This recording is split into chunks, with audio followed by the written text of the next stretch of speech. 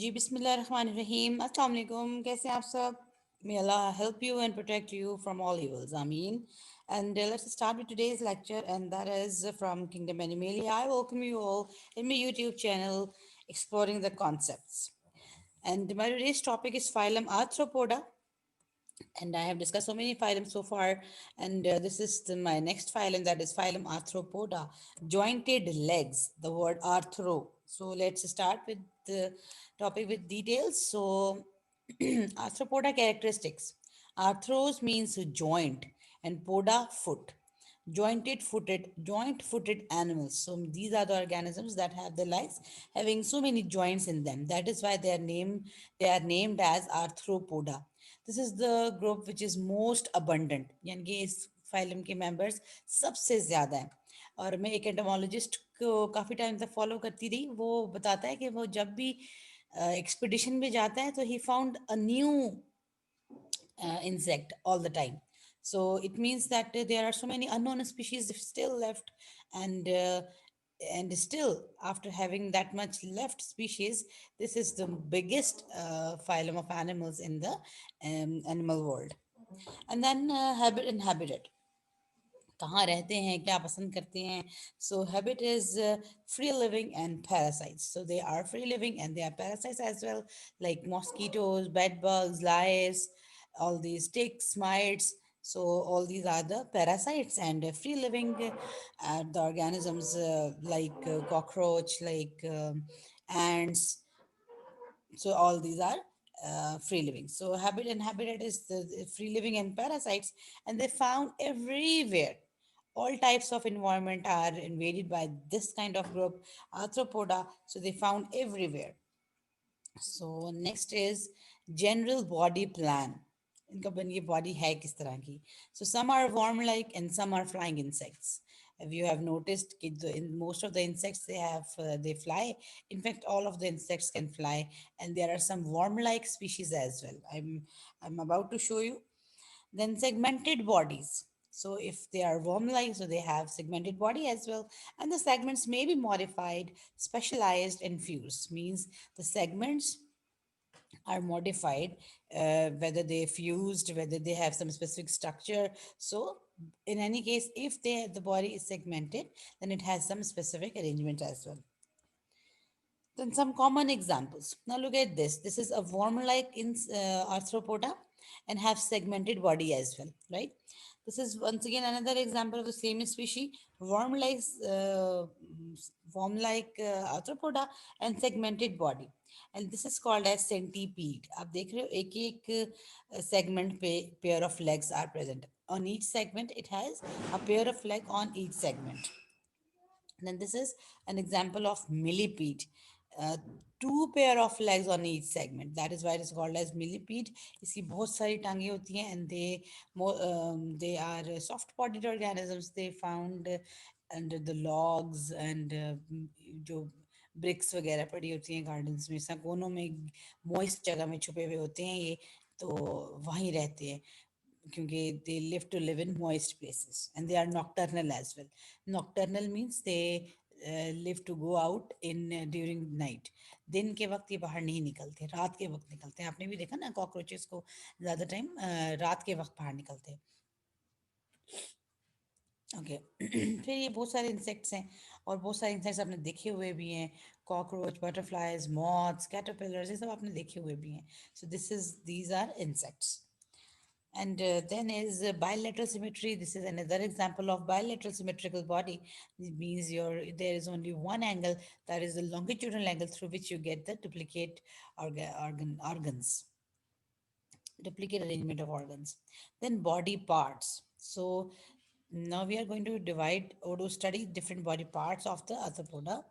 It has head, thorax and abdomen. इसका एक head है ठीक है फिर एक thorax है और abdomen है जो जैसे हमारा भी एक head है और जहाँ पे हमारी ribs हैं ये thorax है और नीचे वाला जो पेट वाला रीजन है इसे हम abdomen कहते हैं वो ये बताना चाह रहे हैं कि इनकी जो बॉडी पार्ट्स हैं उसमें abdomen डिफरेंट तरह के हैं कहीं डिस्टिंक्ट हैं कहीं स्पेसिफिक abdomen ही है कहीं वो फ्यूज्ड हुआ हुआ है और बड़ा सा कुछ बना हुआ है सो हम देखते हैं भी वो क्या है and skeleton. So they have exoskeleton. This is the group of organism having exoskeleton. इससे पीछे जो हमने मोलस्का किया था, मोलस्का का भी एक्सोस्केलेटन था, और इसमें भी एक्सोस्केलेटन फिर आया है। ये काइटिन का बना हुआ है, वहां तो कैलकेरियस था, ठीक है।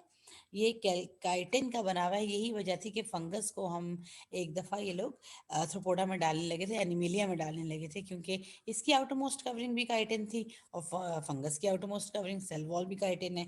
सो एनीवेज बाद में और डिफरेंसेस की वजह से उसको सेपरेट कर दिया गया। सो एक्सोस्केलेटन की निशानी ये है कि आपने कभी कॉकरोच को मारा होगा तो कड़क करके आवाज़ आई, तो उसका बेचारे का एक्सोस्केलेटन टूट जाता है।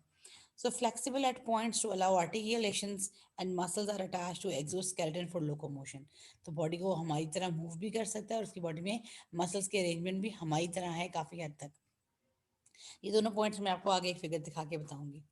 Okay, now arthropod features segmentation. ये हमने देख लिया कि इनकी बॉडी में सेगमेंट्स हैं। Now look at this figure. Head, let me take the pointer. Okay, this is head region, this is thorax, this is abdomen, ठीक है। ओके, सो ये देखो, अब ये एक एंट है। This is head reason, this is the thorax region, and this is the abdomen region.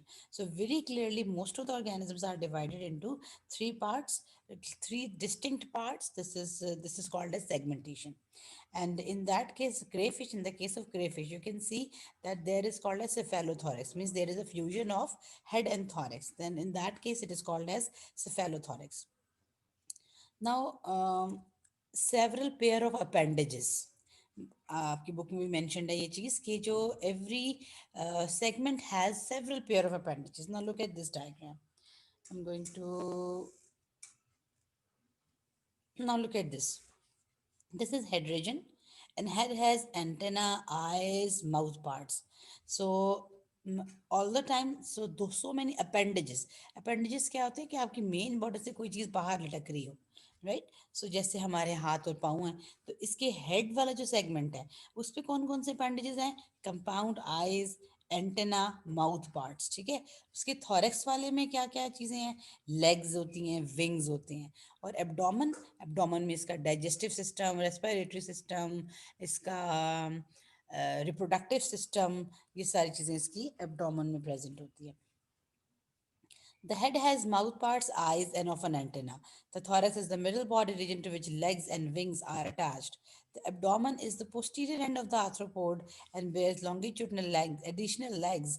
It contains digestive structures and the reproductive organs. So this is all about its appendages. ठीक है, तो ये हमने देख लिया कि इसके अपेंडेजेस होते हैं और इसके अंदर सेगमेंटेशन भी है, ठीक है। ओके, नेक्स्ट इज एक्सोस्केलेटन के बारे में मैं कोई एक पॉइंट ड्रॉप किया था मैंने। ये देखो, इसकी बॉडी ऊपर से हार्ड फील हो रही है ना, because this is a crab, और इसके ऊपर भी जो आउटरमोस्ट कवरिंग है वो क्या है? काइटिन है। Thin and flexible where joints are located, जहाँ पर भी जॉइंट होगा वहाँ से ये थोड़ा सा थिन हो जाएगा ताकि वो मूव कर सके ना। और मसल्स भी अटैच हैं exoskeleton to pull against it, causing the joints to bend, ताकि जॉइंट्स आसानी से बेंड हो सके। इसका मकसद क्या है कि एक तो एक प्रिवेंट कर, इसको प्रोटेक्ट करते हैं फ्रॉम द एनवायरनमेंट, एनिमीज के साथ प्रोटेक्शन मिल जाती है इनको। दूसरा फायदा होता है प्रिवेंट वाटर लॉस, कि बॉडी का वाटर भी कंजर्व रहता है। Okay, now look at this figure. ये जो फिगर है मैं आपको थोड़ी सी इसको, सॉरी, बड़ा करके दिखाना चाह रही थी।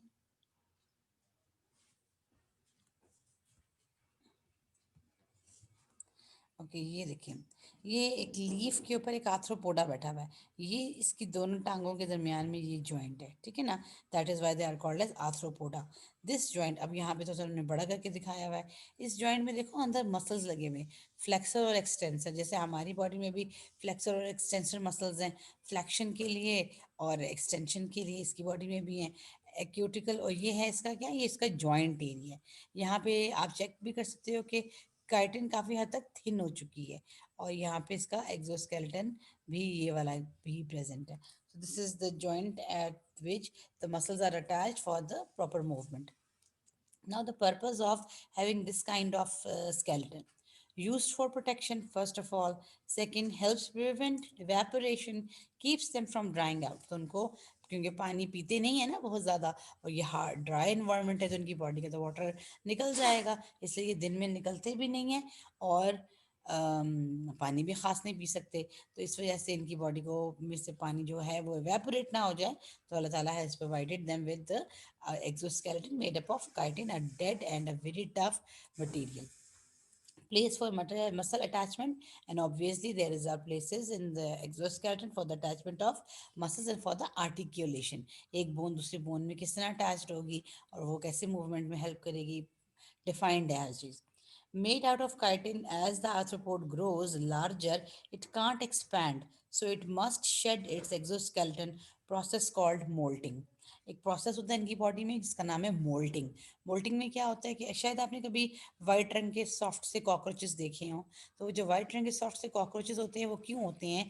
क्योंकि एक्सोस्केलेटन डेड होता है, तो पिछला एक्सोस्केलेटन इनको गिराना पड़ता है, क्योंकि ये साथ साथ ग्रो कर रहे होते हैं. तो इनका जो ग्रोथ का टाइम होता है, ये बढ़ रहे होते हैं, तो एक्सोस्केलेटन तो बढ़ नहीं बढ़ता, तो वो इनको शेड करना पड़ता है. And that shedding of the exoskeleton is called as moulting. और फिर ये न्यू डेवलप करते हैं. हाँ, ये है कि जितनी देर में पुराना शेड करके न्यू डेवलप करते हैं ना, इतनी देर में ये थोड़े एनिमीज के लिए अपने वुलनरेबल हो जाते हैं टुवर्ड्स एनिमीज, की वो आसानी से इनको अटैक कर सकते हैं. Okay, coelom not present as main body cavity. अब सीलोमेट्स तो ये हैं, मगर it is not present as the main body cavity. ये कंटिन्यूअस भी नहीं है, मगर body cavity is there. Okay, coelomates हैं ये. एंड रिड्यूस टू हीमोसील, वो हीमोसील बन चुकी है, because it is connected to blood vascular system. Now let check this out by this. ये अब डायग्राम आप देखो, ये एक आर्थ्रोपोडा हमने लिया हुआ है या कॉकरोच है जो भी है. अब इसके आउटर्स पे देखो कि ये जगह पे इसके बिल्कुल डॉर्सल सरफेस साइड पे हार्ट्स प्रेजेंट है, राइट. ये 13 हार्ट्स होते हैं इसके, ठीक है. इन 13 हार्ट्स में एक एक सुराख होता है, ऑस्टिया. ओके, ये हमें समझ आ गया कि हार्ट तो है इसके अंदर. इट मीन्स कि अगर हार्ट है इसके अंदर तो पंपिंग ऑर्गन है, तो ब्लड पंप हो रहा है. ओके, अब ये ब्लड इसके अंदर आया, इसके आगे एक ट्यूब एक्सटेंडेड थी. इस ट्यूब का नाम है एओर्टा. अब ये एओर्टा है, और एओर्टा क्या कर रही है, ब्लड को डिस्ट्रीब्यूट कर देती है पूरी बॉडी में, ठीक है. ये हेड रीजन है, यहाँ इसका ब्रेन लाइक स्ट्रक्चर प्रेजेंट होगा. और जो कैविटी है, सीलोम है, वो ब्रेन के अराउंड जो कैविटी है, ये ब्लड वहाँ सप्लाई कर देगी एओर्टा. फिर ये सप्लाई कर देगी जहाँ पे इसका डाइजेस्टिव सिस्टम है, मीन सारे विजरा के इर्द गिर्द थोड़ी बहुत कैविटी है, वहाँ ब्लड चला जाएगा. और फिर बिल्कुल बॉडी की वेंट्रल सरफेस पर होता है नर्वस सिस्टम, उसके इर्द गिर्द भी कैविटी होती है, वहाँ भी ब्लड सप्लाई कर दिया जाता है. अच्छा, अब पूरी बॉडी में ब्लड सप्लाई होने के बाद वापस हार्ट की तरफ कैसे आएगा? पूरी बॉडी से मूव करके आया, और मूव करके आके वापस इन ओस्टिया के थ्रू हार्ट में एंटर हो गया. फिर सारा ब्लड जब हार्ट में एंटर हो जाता है, फिर सप्लाई हो जाता है. अच्छा, अब आपको ये बात समझ में आ गई कि हार्ट और एओर्टा के थ्रू ब्लड पूरी बॉडी में चला गया, और पूरी बॉडी से दोबारा ओस्टिया के थ्रू हार्ट में ब्लड आ गया. लेकिन जो बात है कि आपको अभी तक समझ नहीं आई, वो शायद ये है कि इसके अंदर बाकी ब्लड वेस्कुलर सिस्टम्स नहीं है, है ना. और कोई भी कैपिलरीज और आर्टरीज हमें नजर नहीं आ रही. बिल्कुल सही, क्योंकि ये तो ओपन सर्कुलेटरी सिस्टम है, ठीक है. ब्लड के जो सॉरी क्रैब्स हैं, आई मीन ये जो आर्थ्रोपोडा हैं, इनके अंदर ओपन ब्लड सर्कुलेटरी सिस्टम है. The blood is not confined in the tubes and vessels, it is present through out the body, ठीक है. वो सारे ऑर्गन्स उसमें नहा रहे होते हैं. सो अब जहाँ पे अब क्या होता है, जो सीलोम होता है, अभी अभी एक वर्ड हमने पढ़ा था, हीमोसील, है ना. हीमोसील पढ़ा था. तो ये जितनी भी इसके अंदर बॉडी कैविटी है, उसका नाम हीमोसील है, ठीक है. क्यों? क्योंकि सील का मतलब तो कैविटी, और हीम का मतलब ब्लड, ठीक है. तो वो ब्लड के अंदर एक और डायग्राम है, मैं आपको अब आपको इसका प्रॉपर सिस्टम समझाती हूँ. आपको पॉइंट क्लियर हो गया ना? Open blood circular system. अच्छा, अब ये देखो, दोबारा से हार्ट से शुरू करते हैं. हार्ट में ब्लड आ भी रहा है, ऑस्टिया के थ्रू हार्ट में ब्लड आ गया. हार्ट ने ब्लड पंप कर दिया, ये मुख्तलिफ बॉडी पार्ट्स को मिल रहा है, विंग्स को. ये एओर्टा आ गई, एओर्टा से ब्रेन रीजन में आ गया. ब्रेन के पास जो जगह होगी उसका नाम होगा पेरी न्यूरल, ठीक है. ब्रेन यहाँ से सारा वेंट्रल साइड पे ब्रेन है. कहाँ पे है ये? Perineural. Perineural sinus, यानी कि जो इसके अंदर सीलोम है वो साइनसिस की फॉर्म में प्रेजेंट है। Means what does it mean? It means it is present in the patches. थोड़ी थोड़ी देर में ऑर्गन्स के इर्द गिर्द खाली जगह मौजूद है और उस खाली जगह का नाम सीलोम है। और वो खाली जगह is considered as the sinus और हीमोसील। वो खाली कैविटी है, उसके अंदर ब्लड मूव कर रहा है। तो पेरी न्यूरल साइनस वो खाली जगह जो नर्वस सिस्टम के इर्द गिर्द है। पेरी विजरल वो जो सारे विजरा ऑर्गन्स जिन दरमियान में जो डाइजेस्टिव रिप्रोडक्टिव सिस्टम प्रेजेंट है, उनके एज की जो खाली जगह है उसका नाम है पेरीविजरल साइनस। और पेरिकार्डियल साइनस वो एरिया जो हार्ट के इर्द गिर्द खाली जगह है, उसे भी तो ब्लड देना है ना। तो वहाँ पर भी ये मूव करता है और फिर फाइनली मूव करने के बाद यानी कि पूरी बॉडी में। अब आपको फिर से एक बात याद कराऊं कि आपने कॉकरोच को कभी मारा तो कुछ सफ़ेद सफ़ेद चीज़ निकली, तो वो उसका ब्लड था। यानी कि कॉकरोचेस का ब्लड, यानी कि आर्थ्रोपोडा का ब्लड वाइट कलर का है। अब ये वाइट कलर का क्यों है? क्योंकि ये ऑक्सीजन सप्लाई करने के लिए रिस्पॉन्सिबल नहीं है। इसमें हीमोग्लोबिन प्रेजेंट नहीं होती। It is not responsible for the supply of oxygen to whole body. It is just concerned with the nutrition and waste. ठीक है। Now, coelom not present as main body cavity and reduced to hemocoel because it is connected to blood vascular system. अब ये point आपको clear हो गया सारा? So okay, next अब देखते हैं क्या है। वही है haemocoel. Haemocoel provides an internal cavity for the open circulatory system of arthropoda. Haemocoel क्या करेगी? एक कैविटी प्रोवाइड कर रही है क्योंकि इसके अंदर ओपन सर्कुलेटरी सिस्टम है। ओके, अब आप यहाँ इस फिगर में देखो, मुझे बहुत बहुत ज़्यादा पसंद आई थी ये फिगर, क्योंकि इसमें ये देखो, ये ये वाली जगह हीमोसील है। हीमोसील हीमोसील हीमोसील, ठीक है ना। और ये पेरीविजरल साइनस, ये सॉरी, ये पेरिकार्डियल साइनस, ये पेरीविजरल साइनस, ये पेरी न्यूरल साइनस। ठीक हो गया? पॉइंट क्लियर हुआ ना आपको? हीमोसील वो खाली कैविटी जहाँ पे ब्लड मूव कर सके, उसका नाम हमने रख दिया हीमोसील। अच्छा, अब आगे जाते हैं। अब है tube like digestive system with two openings. हमारी तरह का डाइजेस्टिव सिस्टम है जिसमें टू ओपनिंग्स हैं, mouth and anus. It has complete digestive system, and that digestive system has mouth, and this is the foregut, this is midgut, this is hindgut, and rectum and anus। यानी कि थोड़ी देर के लिए waste को store करने का मामला भी है और एनस भी है। So it's a tube-like digestive system. It has crop which is internally lined with chitin। तो जो भी हर तरह की फूड ये खा लेता है और वो डाइजेस्ट हो जाती है इसके अंदर, क्योंकि क्रॉप के अंदर sort of grinder is present in its foregut। तो ये फोर कट आ गया, ये मिड कट आ गया और हाइंड कट आ गया। So digestive system is tube like and with two openings. Okay, then this is excretion. ये वंस अगेन डाइजेस्टिव सिस्टम आपको नजर आ रहा है, फोर गट, मिड गट और हाइंड गट। लेकिन मिड गट और हाइंड गट की जंक्शन पे आपको कोई ट्यूब लाइक धागे धागे नजर आ रहे हैं। दिस धागे धागे and thread like structures called as Malpighian tubules या Malpighian tubules. they named on the name of the scientist, and this is their excretory system। ये इनका एक्सक्रीटरी सिस्टम है। ये इसकी हीमोसील में मूव करते रहते हैं और digestive waste, sorry, nitrogenous waste collect करते हैं। कलेक्ट करके इसकी हाइंड गट में ड्रॉप कर देते हैं। The very interesting and a very specific feature about the arthropoda, that their excretory system is connected with the digestive system. Their excretory system is connected with the digestive system. So Malpighian tubules are open, they are blind-ended tubules, or they open into the hind gut। तो जो nitrogen waste है वो भी इसके digestive system से connected होता है और डाइजेस्टिव सिस्टम से ही बाहर जाएगा। ठीक है। Okay, now let's discuss it's respiratory system. इस फिगर में आप देखो, आपको एक चीज़ नज़र आ रही है, इसके एब्डोमेन में ये कुछ सुराख नज़र आ रहे हैं इसकी बॉडी पे। These openings, these holes by the way are called as spiracles. Spiracle is it is used for its respiratory system. This is the part of its respiratory system. Look at this figure. जी, अब देखते हैं ये ये देखो, ये spiracles हैं, पूरी बॉडी में स्पाइरेकल्स आपको ये नजर आ रहे हैं। स्पाइरेकल्स अंदर एक सिस्टम ऑफ ट्यूब्स में ओपन हो जाते हैं। स्पाइरेकल्स ओपन होते हैं by the body construct contraction and relaxation. इससे एयर अंदर जाती है। ये सारा अंदर से कार्टन से लाइंड है ताकि वाटर बाहर ना आ जाए ओपनिंग पर। यहाँ से एयर अंदर जाती है और पूरी बॉडी को ऑक्सीजन सप्लाई की जाती है to each and every cell.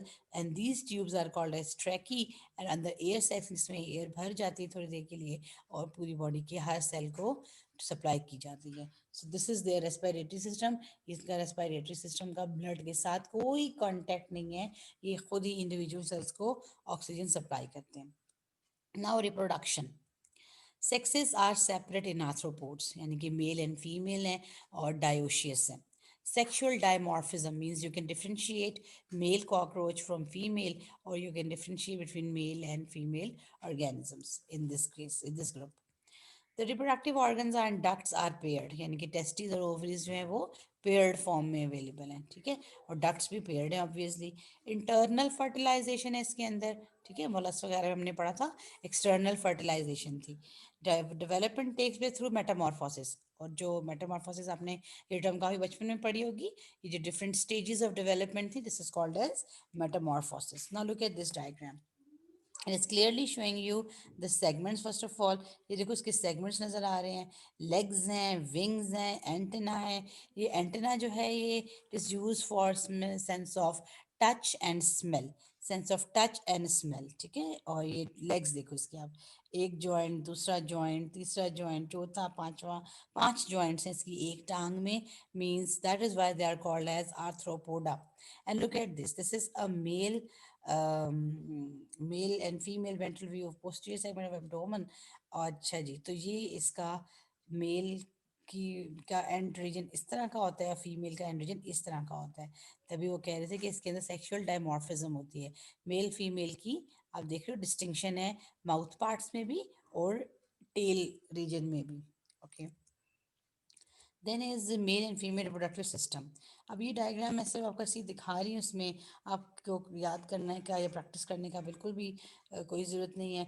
मगर these two are the pair of ovaries and these two are the pair of testis. दोनों तरफ डक्ट्स हैं, इसमें भी दो दो दो डक्ट्स हैं। पेयर्ड ऑर्गन्स थे ना इसके अंदर, वो जो बता रहा था। मेटामॉर्फोसिस, अब ये जो मेटामॉर्फोसिस है ये कंप्लीट मेटामॉर्फोसिस है। इसमें जो अडल्ट है वो अपने लार्वा से बहुत डिफरेंट है। एग बना, फिर फर्स्ट लार्वा, फिर सेकंड, थर्ड, फोर्थ। ये कैटरपिलर आप कहते हैं ना, सुंडियाँ कहाँ से आ गई, चितकबरी सुंडी, गुलाबी सुंडी, हम सुनते हैं कि खेतों में फसल को ख़राब कर दिया। तो वो ये इनकी मेटामॉर्फोसिस के थ्रू जो डेवलपमेंटल स्टेजेस हैं ये वो होती हैं जो वोरेशियस ईटिंग करती हैं पूरी की पूरी फसल एक रात में। इन्होंने अगले ही रात, अगले दिन अडल्ट बटरफ्लाई या मौत बन जाना होता है और पिछली रात ये बहुत ज़्यादा पे खाना खाते हैं। और अगर इसके अंदर बहुत सारी स्टेजेस हों ग्रोथ के दौरान तो हम इसे कहते हैं कंप्लीट मेटामॉर्फोसिस। लेकिन अगर ऐसा हो कि छोटा कॉकरोच भी ऐसे ही, यानी कि जो इनका लार्वा होता है वो कॉकरोच की शेप का होता है और फिर अडल्ट से मैच करता है, तो हम उसे कहते हैं, एक तो उसको छोटे को निम्फ कहते हैं और उसे इनकम्प्लीट मेटामॉर्फोसिस कहा जाता है जबकि बच्चे पेरेंट्स के साथ मैच करते हैं। ओके जी। Now let's 9 important characteristics of the arthropoda। तो ये आपको पता हो चल गई हैं, at the end of the lecture मैं रिपीट कर रही हूँ। They have jointed appendages, segmentation है बॉडी में, they have distinct head, exoskeleton is there, compound eyes present on the head, spiracles are present for the respiration, circulation is open circulatory system, and with the help of hemocoel. Malpighian tubules are used for the excretion and they have wings as well. So these are the characteristics of the arthropoda. I'm hoping that there would be no confusion rest with you. And if you have any question, you can ask me at any time. You can write me in the comment box and I will share all of the answers. And then I thank you all for patience listening. Inshallah ताला फिर मुलाकात होगी in the next lecture। अपना बहुत सारा ख्याल रखें और सबके लिए बहुत दुआ करें। इस मुश्किल से हमें अल्लाह निकाले। आमीन सुम आमीन। अल्लाह हाफिज़।